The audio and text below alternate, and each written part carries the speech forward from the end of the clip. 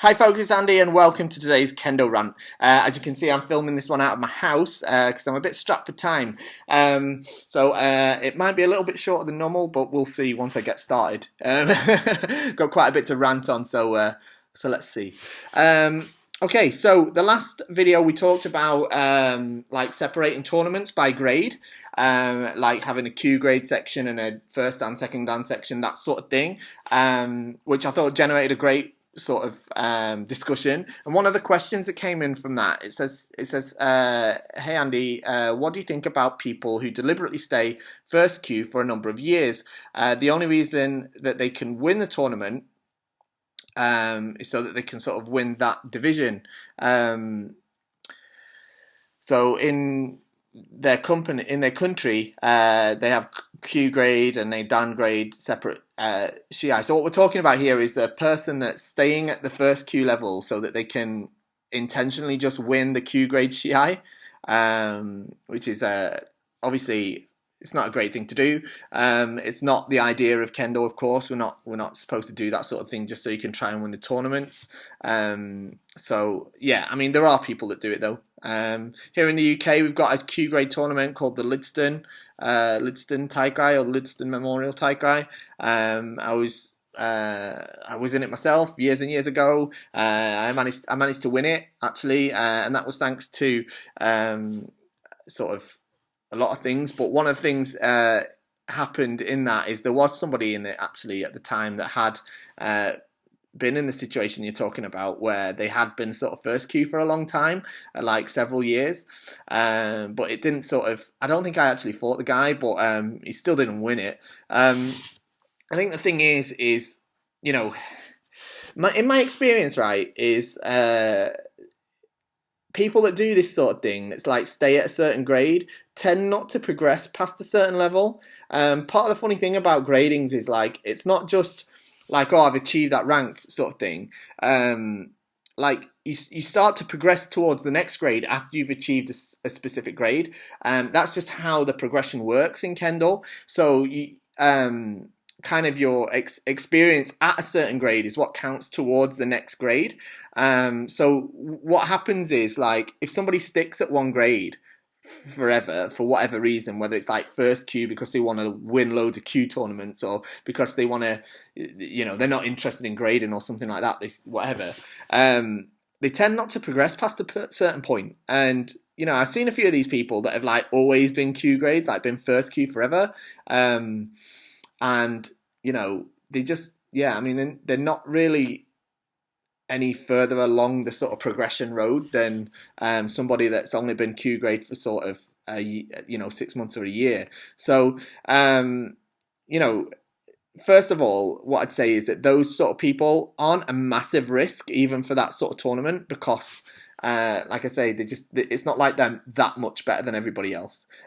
Sure, they might be a bit more experienced. And secondly, even if they are quite a lot better, then frankly, you know, if you go to a tournament and you're Q grade and there's some guy there that's been a first Q for 10 years just so he can win this tournament, well, you know, yeah, you might not win that tournament because of that guy, but after you finish the tournament, you're going to go and get your Shodan and your Nidan and your Sandan, and you're going to progress past that guy anyway, and that guy's going to end up kind of staying there forever and kind of looking a bit silly. So, you know, I wouldn't worry about it too much, to be honest.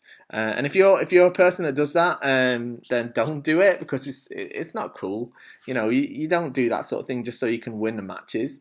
You should take your gradings as soon as you're ready to take the grading so that you can progress properly in Kendo, not just for yourself, but for the people in your club and the people that take the time to teach you and practice Kendo with you, rather than trying to cheat your way through a low-level Taikai.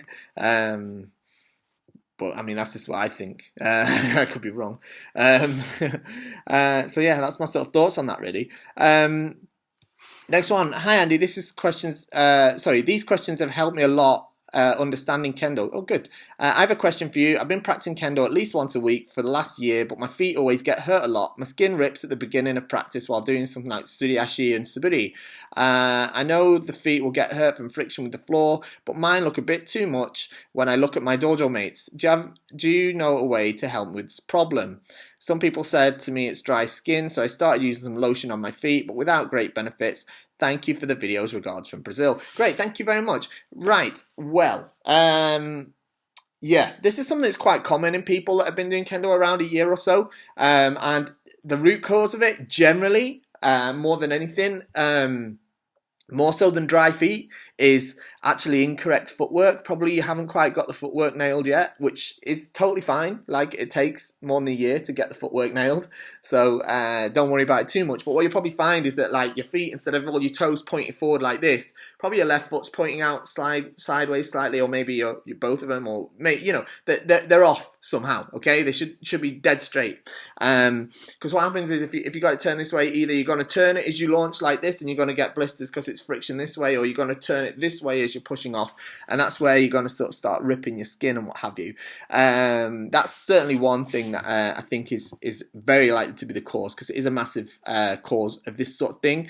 Things you can do in the meantime: you can use a bit of tape up the kind of bits that are splitting, especially if it's on your toes. The lotion, like I said, it might work. I don't know. I've not much experience with that sort of thing. And other than that, like I say, it's about sharpening up your footwork. I'd talk to your teacher, ask them to see what they think about your footwork, if you think it's a problem that could be caused by your footwork, or if it's something else, and go from there, really, to be honest. Yeah. So next one is, this isn't a question, it's more of a comment from the last video, and I really want to read this out because I think it's a great comment. We were talking in the last one about when sweat pools at your feet and you can't get enough grip on the floor. Somebody asked about what they should do in that situation, because I talked as well about people who have the feet that are sort of really dry and they couldn't get enough traction to push off. So I suggested like leaving a Zorkin or a towel, a wet towel at the side of the edge of the dojo to dampen your feet. And for this person, I recommended sort of the opposite of leaving a dry towel, so that they could sort of dab their feet on that and kind of get rid of the excess sweat. But this comment is fantastic. I wish I'd thought of this. It says, to the sweaty feet question: I used to regularly have this problem due to our tropical weather where I'm located. The problem isn't necessarily that my feet are sweaty, but all the sweat from my legs drips down to my feet, making it slippery. The solution was to wear light compression tights / pants to let my sweat evaporate laterally through the tights rather than let it drip down. Not sure if you were comfortable wearing this under your hakama though, but it was a complete lifesaver for me. Yeah, I mean, I think that's a great idea. Surely if you've got the sort of sweat pooling at your feet and you're slipping on that, probably it's not coming from your feet, it's probably coming from your actual legs. So those sort of tights, the sort of compression garments that you can get, I'm sure they would help it quite a lot, because obviously they would soak up that sweat and then it'd evaporate out through them. So yeah, definitely give that a thought. Okay, next one. This one's come to me from in direct message, actually. I'm going to try not to give away where you're from. I know you've written your country, but I don't want to give it away too much in case it makes it obvious about who you're talking about or what have you. So, hi Andy, I am Second Dan from X country, a big fan of the Kendo show. I write to you because I need a little help with the understanding of the Shiai rules. I suspect that here in my country, we don't apply them in the right way in certain circumstances. Well, I'm sure that's the case in lots of countries. I saw shimpans in tournaments here awarding many pons in spite of the competitors that lost their points. They were holding a correct kamae against these attacks. To further explain, after the men attack, the other Kenshin doesn't move his kamae, and the attacker, after performing a men strike, hit his chest the tip of the shinai of the opponent. Okay, so first off, let me just clarify what you're talking about. So you're talking about when one person hits men, and the other person receives the men but stays in kamae, and the other person ends up getting a kensen on the chest, stopping them being able to move forward. In this case, I thought that no point would be awarded, but I saw it happen. In one case, I asked for an explanation to the shimpan, a sixth dan, and he answered to me that if you succeed the men's strike before getting touched on the chest from the shinai tip, then the point is valid. Is it really like that? And if it's not, what do you think I can do to suggest them to change their opinion? I think that Kendo in my country is still young. Here are very few tournaments and a few less experienced than acknowledged Shimpan. That's why sometimes we remain confused and uncomfortable with the result of some competitions. Thank you for your time. Greetings from X country. Okay, so right. So what we're talking about, like I said, is when one person goes for men, the other person doesn't move out of the kamae, and it ends up skewing them on the chest. Right. Sometimes this is a point, sometimes it's not. Okay, and it's really hard. There's no general rule to say it's definitely a point, it's definitely not. The Shimpan that answered you that if the men hits before the sort of tip of the shinai impacts the chest is pretty much right.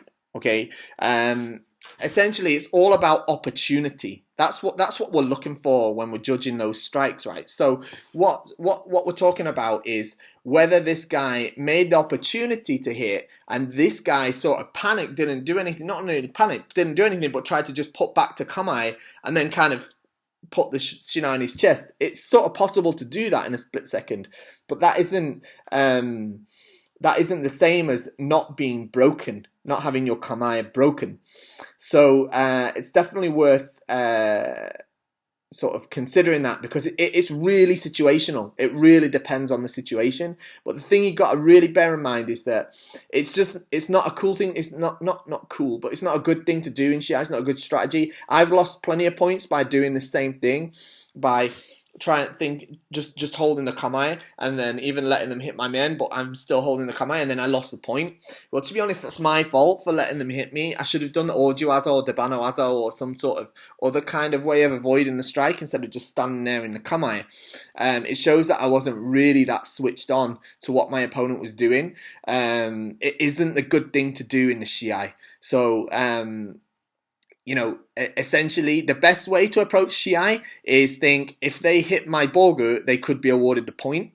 So, because you don't know what criteria or the skill level or the understanding of the Shimpan is. You never know. So you always have to approach a Shiai with it in mind.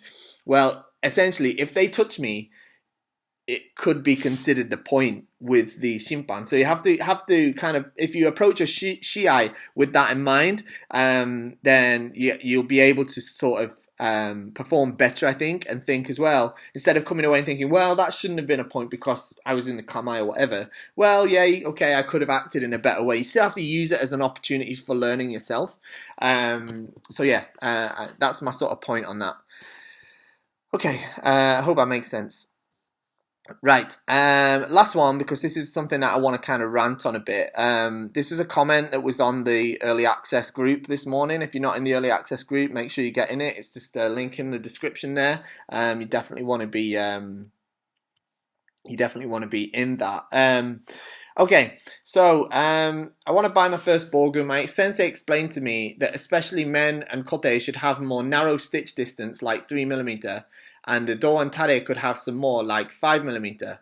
Now I found Bogu with like a Pichizashi, like KendoStar Vanguard. Is there any way to compare 10mm Pichizashi with common millimeters? Right, okay.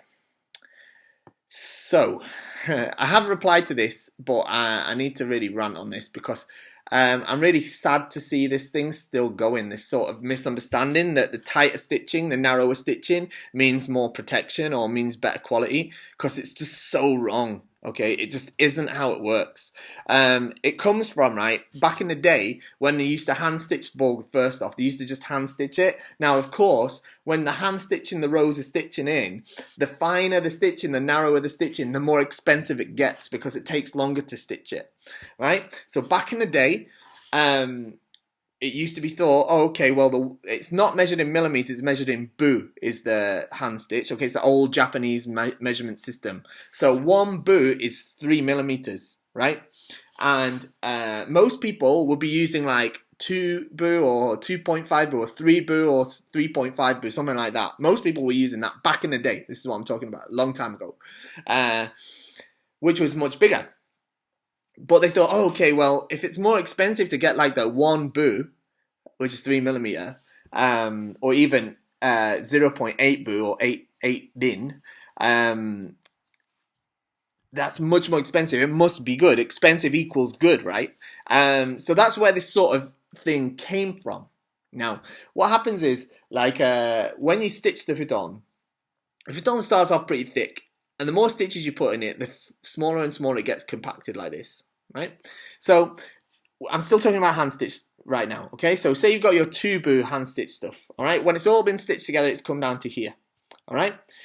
Then we're going to go to 1 bu, okay? So we're going to double the amount of stitches that are in it, okay? It's going to squash it down even further, all right? So what you get, right, the more stitches that go in, the thinner and thinner and thinner that the bogu gets, right? Also, it gets, because it's more bound tighter with these threads, the stiffer and harder it gets. Now, it has got a benefit. The benefit to this is that it gives it a little bit more durability, right? But it's not an amount of durability that most of us would really notice. But it does give it a bit more durability. But more importantly, it gives it that sort of stiffness that allows you to shape it. Okay, so when you shape it, it stays in a nice shape. And that's quite good for certain areas of the bogu, like on the mendare or on the tare panels, all right? But it's not where you want it to get hit, all right? Because it's not really, really thin now, and it's like a hard shell, which doesn't dissipate the shock very well at all. It actually sort of, I wouldn't say amplifies it, but it's like, it just doesn't cushion it out, all right? So the problem is because in the old days they had this idea that, like, okay, more expensive equals better, so 1 bu equals better. Then they started stitching by machine, and they started to go, okay, well, let's do the same sort of thing with the machine. And here's the sad thing, right, is that the majority of bogu companies in the world, not just around the world, but in Japan as well, are run by people that don't actually do kendo or don't do kendo that much. So they don't actually know that much about using the gear. Some of the biggest companies in Japan are actually like that. Not all of them, but a few of the bigger ones. One of the very biggest ones actually is very much like that. Okay, they might have like 1 or 2 people on staff that do kendo, or even have like the 7th dan or something. But like, they're not allowed to speak against the boss who doesn't do kendo. So if the boss says it's good, they have to also say it's good. I have the experience of working in a company like that. So just, you know, I'm sure you can connect the dots. Now, the thing is, so they said, okay, well, how do we then set up our product line to work so that people can understand it? And what they did is they said, okay, we'll do it by the stitch width. All right, we'll make our expensive ones tight stitched like the hand stitch ones are. We'll make the expensive ones 3mm, 2mm even. And we'll make the cheap ones like 6mm, 7mm.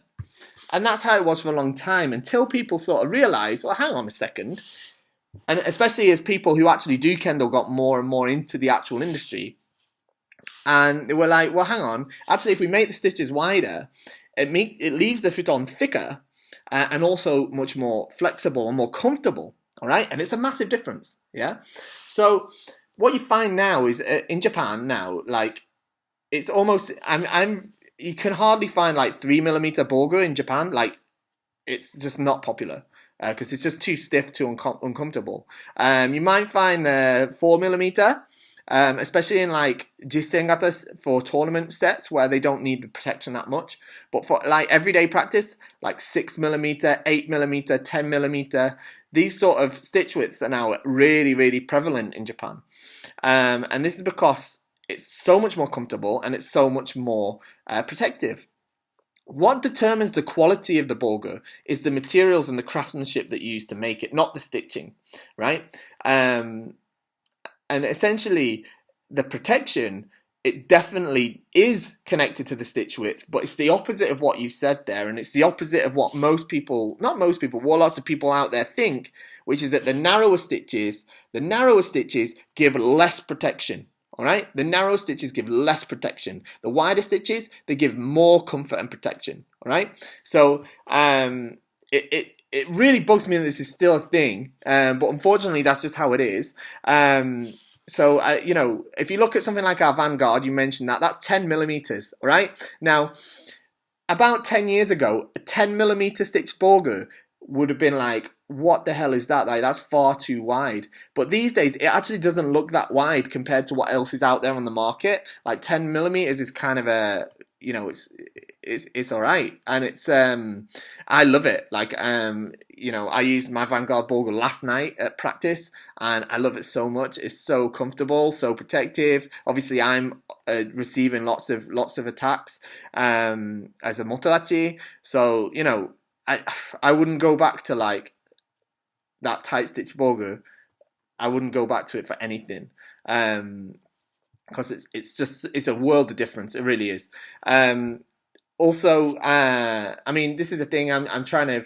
The point of KendoStar is to kind of change this sort of perception of these things and make sure that the world is able to get this sort of equipment that's comfortable and protective, but also, you know, obviously looks great and is durable. So yeah, I mean, that's what the Vanguard series is all about. If you're looking for a first Bogu set, it's an absolute perfect choice because you've got that thicker stitching up on top of the men and on the kote where you're going to get hit. But the Vanguard has actually got tighter stitching on the mendare, so you do have that little bit more shaping ability on the mendare and on the tare panels. So it's, you know, it's kind of, that's exactly why I designed it that way. We've got the new Bogu as well, the Shinobu. Check out the Shinobu, that's kind of cool. That's kind of a best of both worlds in a different way, because what we've done with that is we've got 3 rows of like a 3mm, and then there's like a 6mm gap. So it's kind of it's best of both worlds. It's like a hybrid stitch. So the whole thing is really moldable like a 3mm, but you've got these 6mm cushions all over it. It's a lot like the Vanguard Prime, but like less extreme version. So if you do want something that's a little bit more sort of rigid, a little bit more moldable, and has that sort of durability similar to a 3mm Bogu, but still has the protection of something thicker, then the Shinobu is a great choice as well. So go and check those both of those out. But if you were asked to ask me what's the best choice for a beginner, well, the Vanguard is definitely the choice to go with because it's such a great set. And like I said before, there's a reason that it's the world's favorite. Okay, so one more time, with the Bogu stitching, the narrower stitches equals less protection, okay? If it's 2mm, 3mm, it's less protective than 6mm, 8mm, 10mm, okay? 10mm, very protective. 3mm, not very protective. It's just a fact, okay? Because that's how much it squashes down the futon. All right, trust me. Okay, I know I sell these things. All right, I know I sell these things. But if I honestly thought, right, and I've got experience. I worked as a Bogu retailer for like almost 10 years in Japan doing this every day. All right, I wasn't just some guy answering the phone. I know what I'm talking about. All right, when it comes to Bogu, if I thought that 3mm was the best quality or the best protection, our Bogu would all be that. Okay, it would all be 3mm, but it's not. It's 10mm because I know that that's the best. All right, so you know, especially for a beginner, for a startup Bogu, all right, because it's going to give you the best protection, and it's going to be super comfortable. All right, so that's that. Okay, so that's my rant done. Okay, so that's pretty much it for today. I'm gonna have to go because I'm gonna have to go and sort my kids out now. But thank you for watching. Leave me a comment down below. Let me know what you thought I got wrong. Tell me what you disagree with or what you'd like me to rant about next time. It's great. It's really great to hear from everybody commenting on these videos. It's really great to see these positive comments. I'm really enjoying putting these videos out there. So yeah, like I say, do leave me a comment. Thumbs up, share, social, all that stuff. You know what to do by now. And of course, shop at KendoStar because, you know, that's what keeps us going and we're the best place in the world. So go and shop on KendoStar.com. All right. Other than that, I'll see you next time. Thank you very much for watching.